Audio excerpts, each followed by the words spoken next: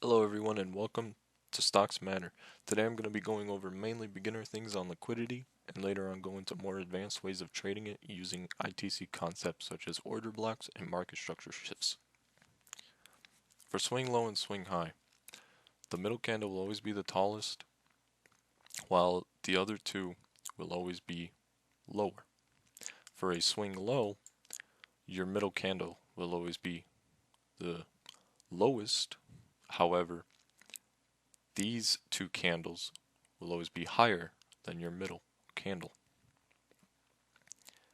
I hope that makes a lot more sense. We won't go into more details on it. Uh, this goes into more premium arrays and such. So it's a good thing to remember and keep in the back of your mind because you will be using it later on and throughout your trading. When you see a swing high, you put buy side liquidity on top, and when you see a swing low, you put sell side liquidity on the bottom because sell stops are at the bottom and buy stops are at the top. That's how it all works. To understand sell side liquidity, you have to understand what a sell stop is. Sell side liquidity is just sell stops. That's all it really is. It's pressure going to the downside because sell stops are getting hit. Say you enter here on this 479, right? Your stop loss is probably down here. Okay, so you're climbing up very nicely, and then at one point, your stop loss gets hit. Now that's just you getting hit, but imagine a lot of other people that were up here just buying, and they had their stop loss somewhere here too. That creates pressure to the downside. Okay, so let's look at buy side liquidity, right? You have to understand buy stops. Buy stops are when you go short, when someone's trying to make money to the downside. If they don't cover, because when you're short you have to buy your position, also known as covering, they will get hit. And what does that do? That creates pressure to the upside. That's where you get like all those short squeeze effects and stuff like that, right? That's the fundamentals of understanding buy side and sell side. That's all it is. There's no support resistance phenomenon with this. You don't have to look at that.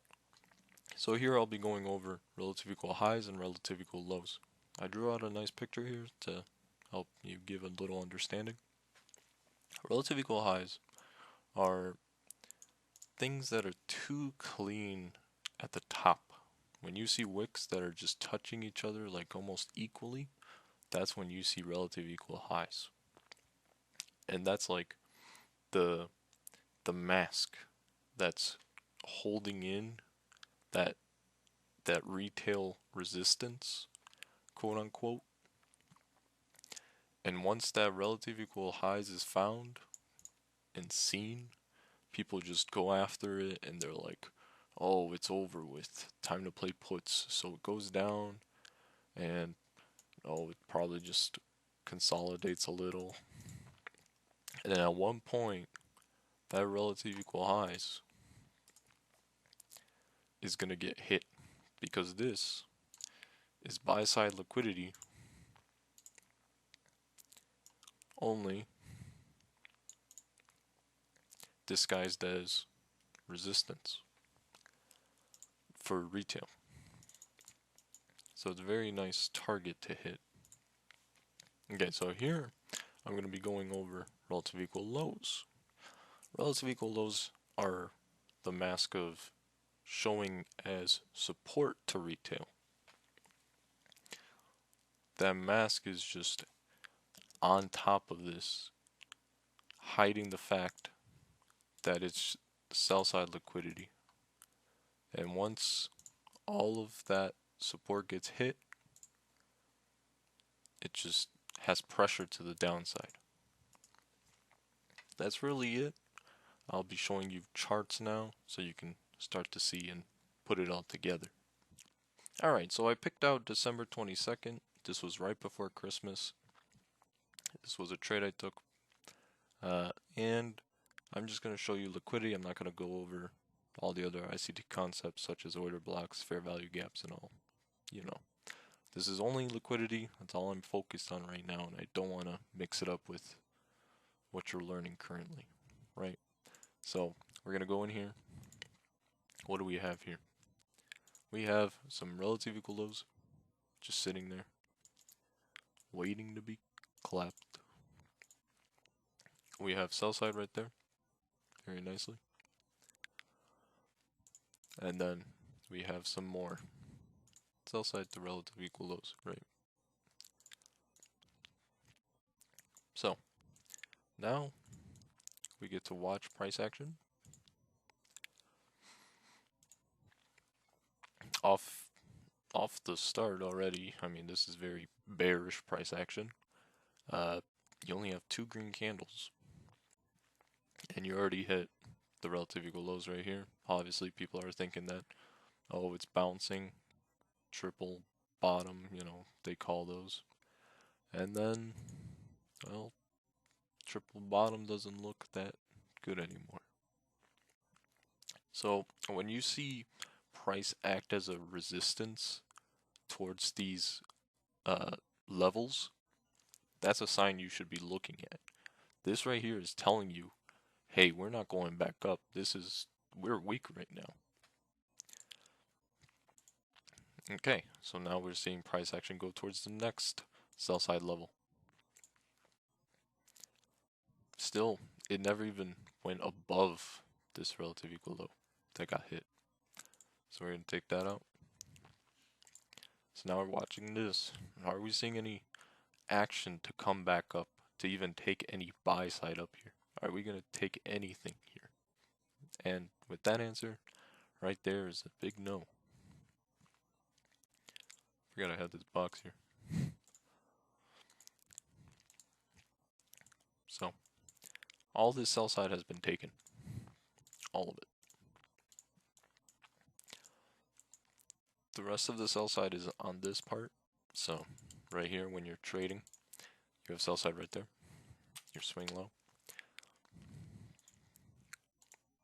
Swing low gets hit. All that sell side right there.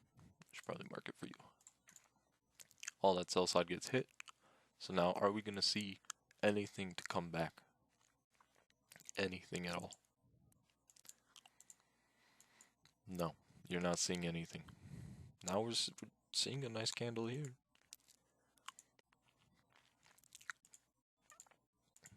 And then right there, it's a nice big up move. So now, if you're looking at it like this, right? You took down this, you came down here. However, you displace back up. Displacement is a term ICT uses where it's the big candle that impacts the chart. You can see it. It's showing strength. It's present, right? This is a displacement. And then as soon as this happens, you can already see this is your displacement to the upside. Displaces down, displaces back up very nicely. And then give you a free one right there. That right there is your market structure shift. And then on the next candle, it creates a fair value gap right there. And then you wait for the entry right there, and you're in the trade to the upside.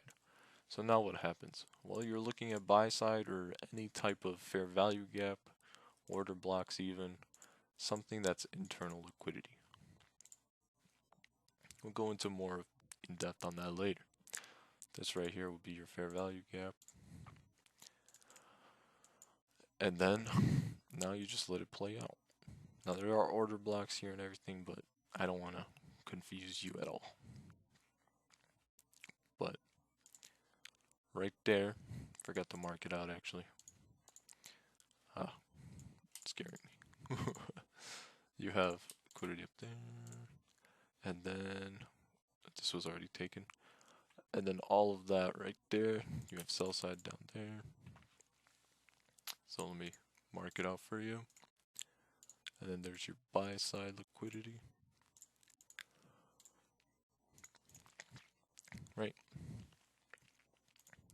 play that out. Buy side gets taken, sell side still remains.